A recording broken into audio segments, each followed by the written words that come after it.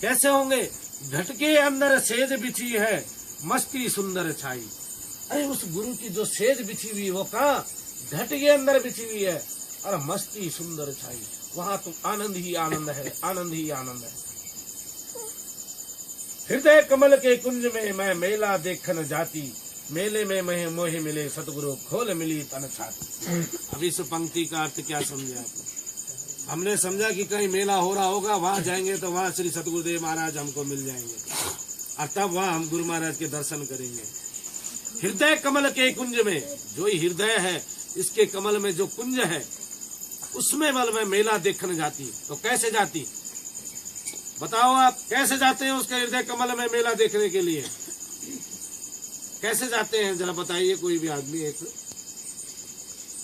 जब आदमी अंतर्मुख हो जाता है और श्री गुरु महाराज के द्वारा बताई विधि युक्ति क्रियाओं को जो है आसन मार करके बैठ करके अपनी इस जो भटकी हुई श्रुति को है इसको जो है अपने शिव से जोड़ते हुए इस संपूर्ण संसार से अपनी चित्तवृत्ति को हटा करके इस पर लगा देता है, ब्रह्म कमल की ओर चल जाता है। तब वहां से प्रवेश करता है हृदय कमल के कुंज में, जहां उसको नाना प्रकार की जो है जितना आप ये बाह्य जगत में ढूंढ रहे हो, जितना ये बाह्य जगत में देख रहे हो, चाहे ये संगीत हो चाहे कुछ भी हो, जितने भी शब्द ये बाह्य जगत में सुनाई दे रहे हो दिव्यात्माओं, वो शब्द उसको अंतरात्मा में सुनाई देने लगते हैं। हृदय कमल के कुंज में मेला देखने जाते और मेले में मोह मिले सतगुरु, उसके अंदर वो श्री सतगुरुदेव महाराज मिलते हैं। जब वो नाम रूपी शब्द जिसका पहला अक्षर कहता है कि मैं ही वो हूँ और दूसरा अक्षर कहता है कि हाँ मैं ही हूँ। कौन है? जो ये ऊपर नीचे चले आ रहा है, ऊपर नीचे, इसी में वो शब्द बज रहा है। ऊपर जाते हुए कह रहा है कि जो भी है वह जो है जिसको हम ढूंढ रहे हैं, जिसको हम जानना चाह रहे हैं, जिसको हम पत्थरों में ढूंढ रहे हैं, मंदिर मस्जिद गिरजाघर नाना प्रकार के क्रियाकलापों में ढूंढ रहे हैं, हे जीव वह कौन है? जो स्वयं है, जो तू तेरे अंदर वास करता है, वह मैं ही। दूसरा अक्षर फिर कहता है कि वह तू ही है। और मेले में मोह मिले सतगुरु खोल मिली तन छाती। तो तब जब जीव अंतर ध्यान होकर के अंतर आत्म हो जाता है, अंतर आनंद मगन हो जाता है, तो वो अपने गुरु से सदा वो गुरु के साथ रहता है और गुरु के दर्शन प्राप्त करता है। चित्त की थाली नाम का दीपक, प्रेम की आरती गाँवरी। तो चित्त रूपी तो थाली करी और नाम का दीपक और प्रेम की आरती गाँव। वहां पर कौन सी आरती चलती है? प्रेम की आरती।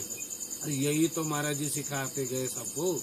प्रेम रस अनमोल है, ब्रह्मा रस का घोल है, पीना है तो पी लो भगवान अर्पण इसका मोल है।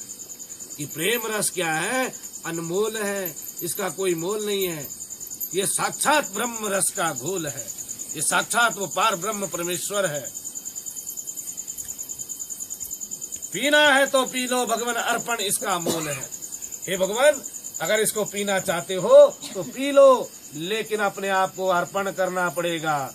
मिटा दे अपनी हस्ती अगर कुछ मर्तबा चाहिए, दाना खाक में मिलकर गुला गुलजार होता है। आप बताइए कि हम लोग कितने अपनी हस्ती मिटाने को तैयार हैं। अगर अभी आप लोगों का थोड़ा सा कुछ अपमान, देखो बुरा नहीं मानना, कि किसी भी व्यक्ति का, किसी भी प्रेमी भाई का थोड़ा सा अगर हम यहाँ पर से कुछ जोर से शब्द उसको बोल दें या जोर से उसको डांट दे बोलो, तो उसकी नाक लग जाएगी और वो उठ के यहाँ से चल देगा। तो हम सत्संग करने आए, सत्संग सुना, तो क्या सुना हमने अहंकार को जगा दिया, हमने अपने अहंकार को जगा दिया और वही अहंकार हमारे लिए क्या बन गया? वही हमारे लिए घातक बन गया और वही हमारे को नरक की ओर अग्रसित करने के लिए तैयार हो।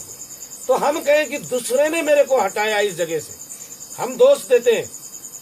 हमारे साथ भी हुआ कि दूसरे को दोष देते हैं कि कई बार जो है किसी को नीचे दिखाने के लिए नाना प्रकार की वो जो है वो करी जाती है कि कैसे इसको नीचे दिखाया जाए, कैसे इसको अलग किया जाए। तो दिव्यात्माओं, वहां पर मन को अगर ऐसा मान ले कि हे प्रभु तेरे बड़ी तुम्हारी कृपा है, जो तू मेरे पे इतनी बड़ी कृपा कर रहा कि मुझको मेरा स्थान बता दिया कि मैं तुच्छ हूँ और तुच्छ ही रहूं, मैं सबसे छोटा हूँ और मुझे छोटा ही रहना है।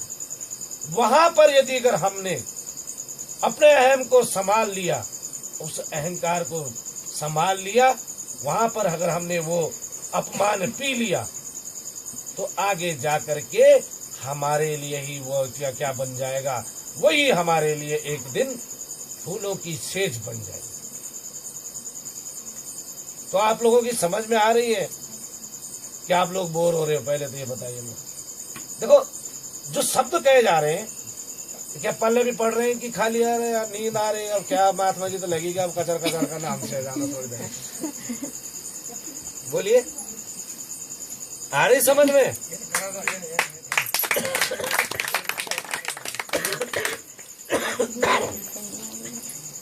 तो नमो जी सतगुरु स्वामी चरण कमल निपटाऊं।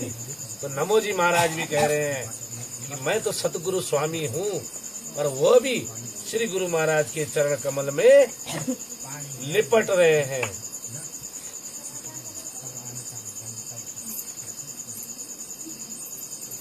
आत्माओं, ये चूड़ामणि में श्री सतगुरुदेव महाराज पूज्य श्री नमो जी ने गुरु की महिमा का वर्णन इस तरीके से किया है कि अगर हम एक एक शब्द भी समझ गए तो हमारे जीवन की कायाकल्प हो जाएगी। पर क्या करें, ये भी हमारा प्रारब्ध ही है कि जन्म जन्म का प्रारब्ध हमारा जो है वो कई बार हमको सही रास्ते से डिगाता है, वो भी हमको अपने रास्ते से डिगाता है। हम भी जब जो है 6 महीने के थे तो तब महाराज जी के पास हमारे को अर्पित कर दिया था हमारे माता पिता ने। तो जब जो है 10 साल के हुए तो माँ जी ने शरीर त्याग दिया था।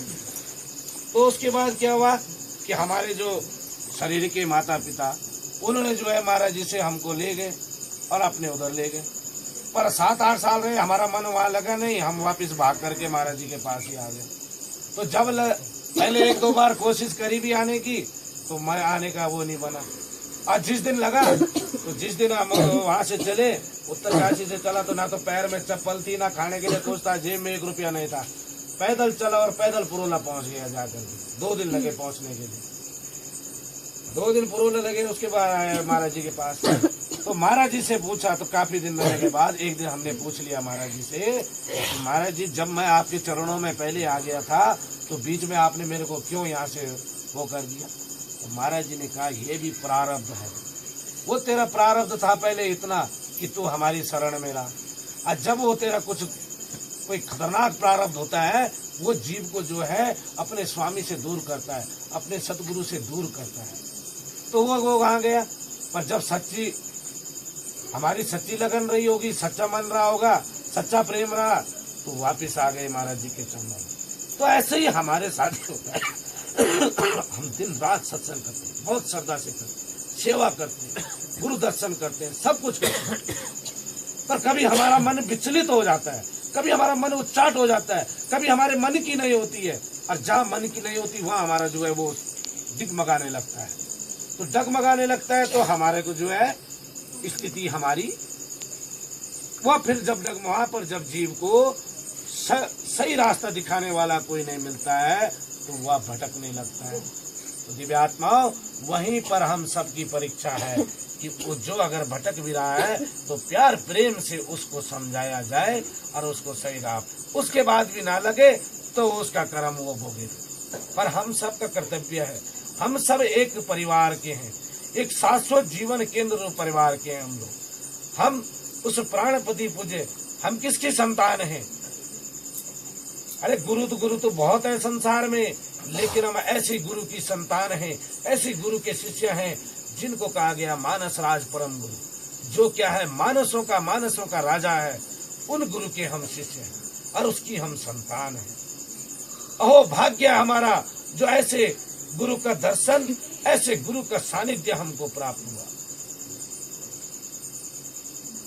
ऐसे गुरु के छत्र छाया में, ऐसे गुरु की छत्र छाया में हमको ये जीवन संवारने का, जीवन यापन करने का सौभाग्य प्राप्त हुआ है। तो हम तो बहुत बहुत भाग्यशाली हैं।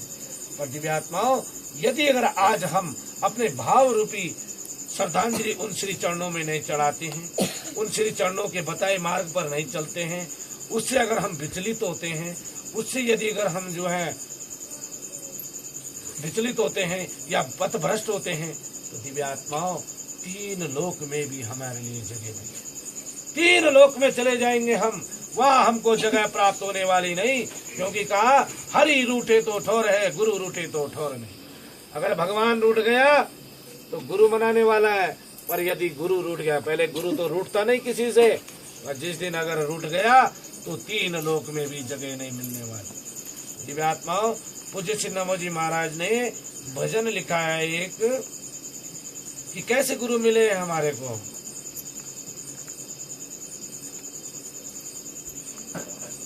गुरु मिले हैं अजब खिलाड़ी, अद्भुत लीलाधारी है, महिमा अपरम कहीं न जावे, जाने कौन अनाड़ी है। तो आप सभी से विनती है, हाथों से ताली और मुंह से भजन का उच्चारण करना, लेकिन उच्चारण करने के साथ साथ इसको हृदय कमल में भी उतारना कि भजन ने क्या कहा, गुरु महिमा क्या है। कभी भी कोई पूछ ले तो आपको ऐसा ना हो कि गुरु महिमा क्या है, हमको पता ही नहीं है। तो गुरु महिमा अनंत अपार है, इसको जितना समझोगे उतना ही ये जीवन का कल्याण करें। तो प्रेम से बोलिए मानसा श्री प्रभु महाराज।